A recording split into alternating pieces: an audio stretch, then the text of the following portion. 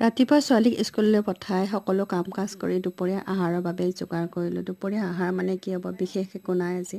বৃহস্পতিবাৰ যিহেতু নিৰামিষ। দালি অকণমান বনালোঁ। দালিখনত ওলকবি দিয়া হৈছে, মুগ মচুৰ, ৰহৰ দাইল মিক্স কৰি বনোৱা হৈছে। অলপ গোটা কৰি বনাইছোঁ যিহেতু নিৰামিষ। তাৰপিছত জিলমিল শাক ভাজি, অকণমান আলু ভাজি, আৰু এইফালে আছে আমাৰ বাদামৰ অকণমান চাটনি বনাইছোঁ। খাবলৈ খুব সোৱাদ হৈছে। এইখন চাটনি মই প্ৰায় বনায়ে থাকোঁ।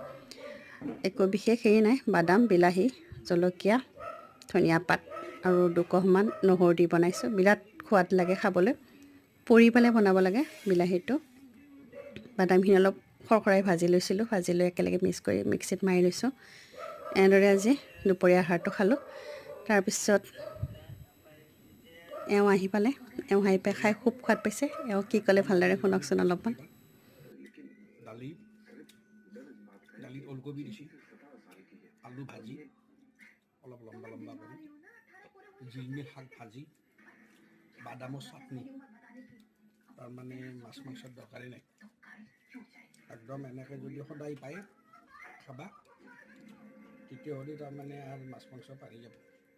শৰীৰৰ কাৰণেও ভাল, পেটৰ কাৰণেও ভাল, লিভাৰৰ কাৰণেও ভাল, যিমানে লিখি নকওক কিয়, মগজুৰ কাৰণে আমাৰ পাঠশালাৰ ভাষা আহিয়ে পৰে মুখত।